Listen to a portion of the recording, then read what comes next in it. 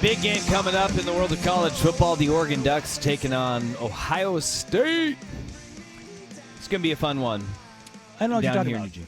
Yeah, it'll be fun. Nobody is saying anything about this game. Nah, yeah, it's kind of flying under the radar here. College Game Day going to be here. NBC Sports going to be here. We talked to Noah Eagle yesterday. That was a fun conversation. If you missed it, play-by-play man for NBC.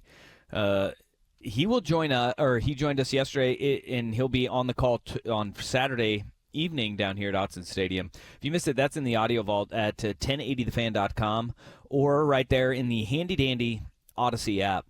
But this game is you could parse through it so many different ways, because I think one of the more interesting things about this game is how we are at the midway point of the college football season, and we really don't know much about Oregon or Ohio State because of the schedules that they have played. I mean, as it stands right now, the best opponent that either one of these teams has played is Oregon in their win in week 2 against Boise State, where Oregon was still working through a lot of different things on their offensive line. 100%. And then Ohio State, who is their best win? Is it Marshall?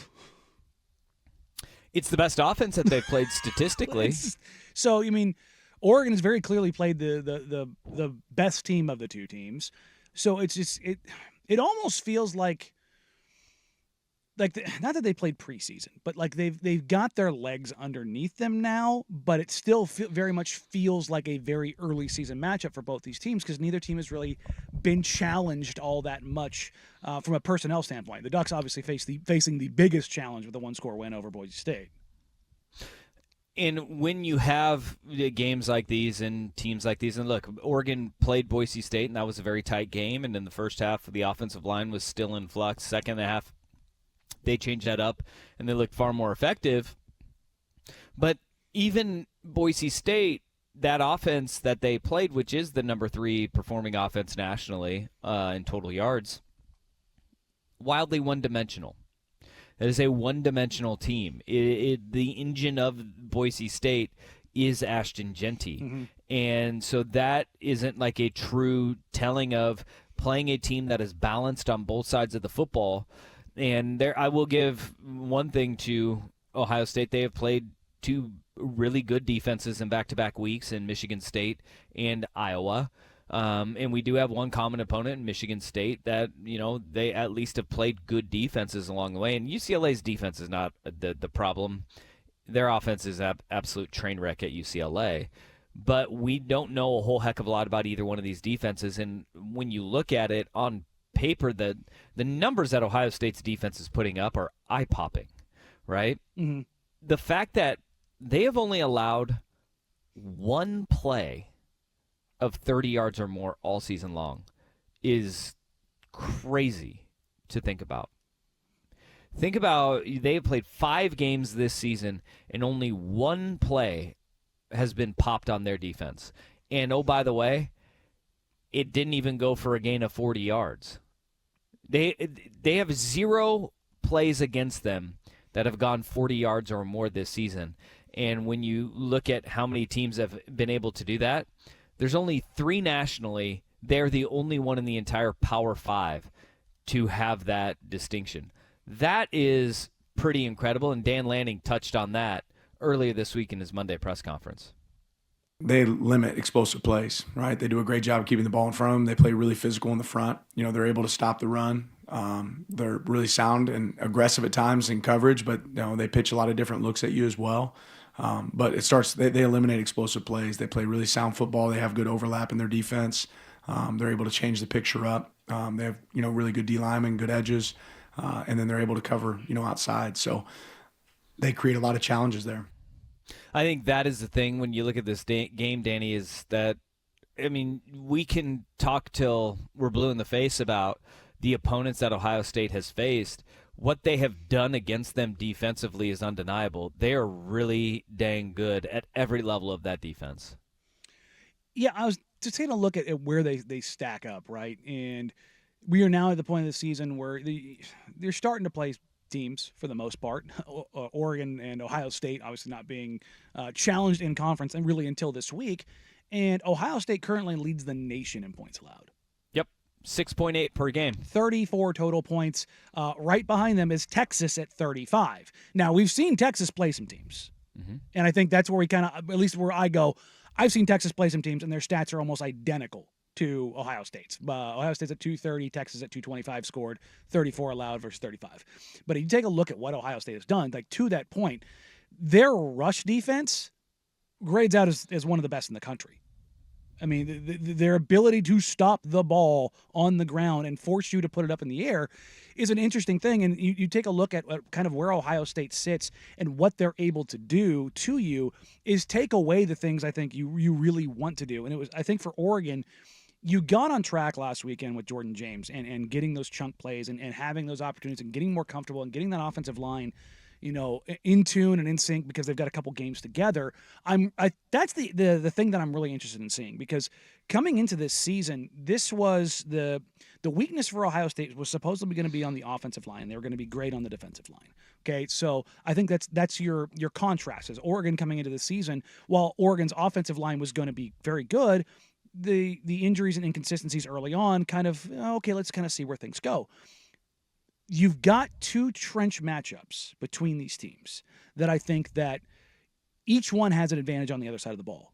And I think it's going to be really interesting just to see if or when and how great those matchups kind of show up. And I think that's going to be you've got massive game breakers on both sides.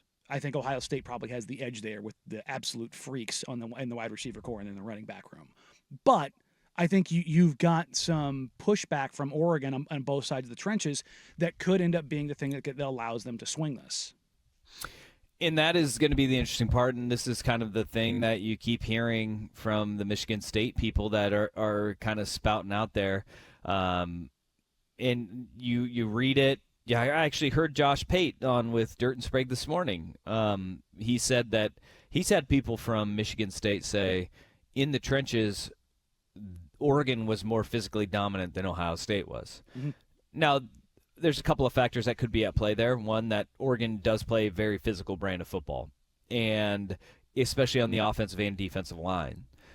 It also is, it may be seemingly more physical when you only have 6 days of rest, right? Mm-hmm. Because they were on a short week as well, playing Ohio State on a Saturday and then coming to Eugene and playing that game on a Friday.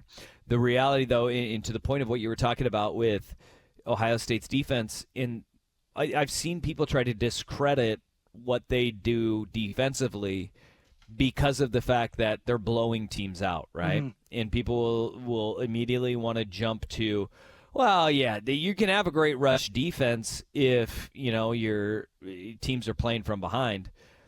Last week, I looked just last week alone at the Michigan State game, or the Iowa game, right? Mm-hmm. That team was trailing 7-0 at halftime, Iowa was. Mm-hmm. 7-0.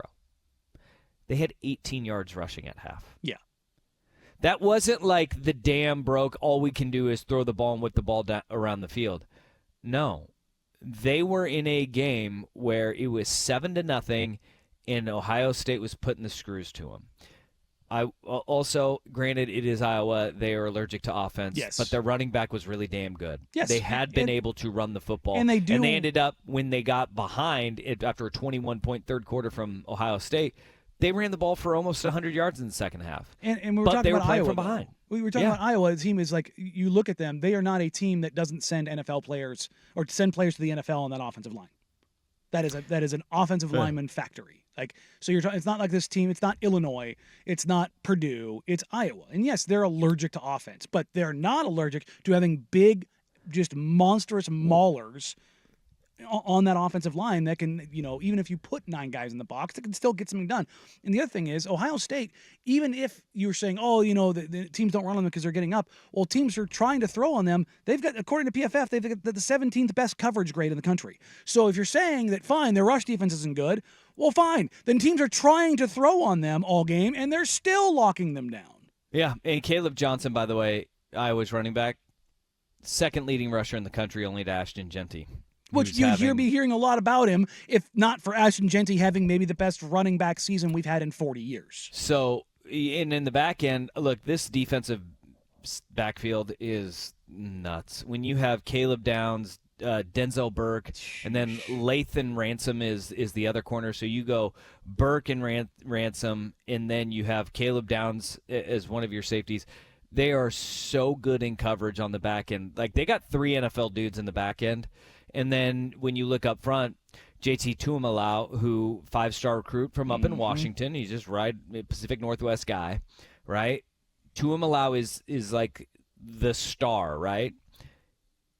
From a productivity standpoint, he really isn't this year, because up front they've got Ty Hamilton, Tyleek Williams, and then Jack Sawyer.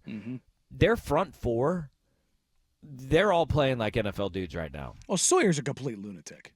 He looks like the Ohio State lunatic that they have every couple of years. Dominant. Oh, yeah, you're different. So that defense is really damn good.